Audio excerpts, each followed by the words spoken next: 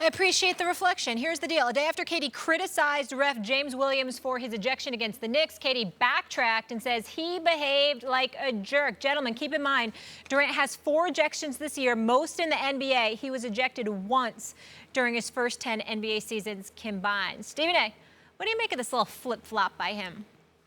Well, what I make of the flip-flop are a couple of things. Number one, he clearly watches First Take. I mean, recognizing the error of his ways. I think Mama Durant, the lovely Mama Durant, certainly watches the show, and she had to make sure she pointed out that, you know what, I've raised you to behave, son. I don't like what I'm seeing to such a degree, because she loves herself some Kevin Durant as well. She should, all right? And more importantly, on a serious note, he's a nice guy. Kevin Durant is not the kind of person that walks around trying to be belligerent and a big shot and you know, sticking out his chest and talking smack to people. That's really atypical of him and who he is. And he's one of those guys that has been reflective in the past. If he's made a mistake, sometimes he'll admit it, sometimes he won't. But he'll always correct it with his behavior, whether he verbalizes his mea culpa or not, because he's got that kind of character. He's not a troublemaker. He's not somebody that's trying to be, you know, ultra hard and come off as excessively cantankerous or anything like that. That's not who he is. The last point that I'd like to make, which is the biggest point, is this.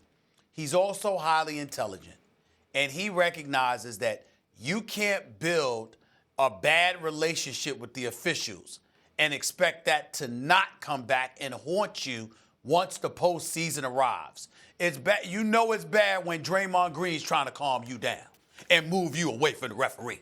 You know that you have kind of lost yourself. And so as a result, with him and Draymond being highly emotional dudes at times on the basketball court, this is the only kind of thing that can get in the way of the Golden State Warriors repeating as champions. And I think he's smart enough to recognize that, and that's why he spoke up.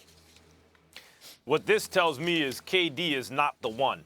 You know, the easy story we've told, the narrative that we've constructed around KD, or at least we did early, the media did and many fans did, because he's playing in OKC and because he was deferential to Westbrook at times and generally seems to not have this be the same kind of alpha competitor that some of the other greatest players of all time are, and also has said, like, it's not life and death, it's basketball, kind of stuff like that.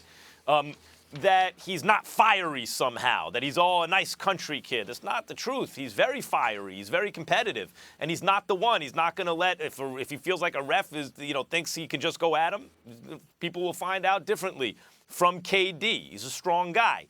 But he's also maybe a little bit of a hothead. I mean, you know, like, let's look at what the evidence shows. If he is, in fact, flip-flopping here, Stephen A., because he watches First Take and hears you say, hey, KD, be smart. What are you doing? You're not going to get calls if you alienate the refs. I'm joking about that, but go ahead. But the point is, who knows? You know, like that. Whether or not he's taking your advice, the point is, the idea is, don't alienate refs. What are you doing? And you pointed out yesterday, look what happened with Draymond, who's the biggest impediment to the Warriors repeating as champions. You say the Warriors. Jeff Van Gundy apparently agrees with you. He thinks there's no one close to the Warriors. I actually think it's the Rockets. But certainly the Warriors aren't going to help themselves any if their best player gets himself in trouble with the refs. And so you have the flip-flop. I think he thought about it and thought, maybe I don't need these guys to be my enemies. And you know, it also suggests that he's got a little problem maybe with his temper.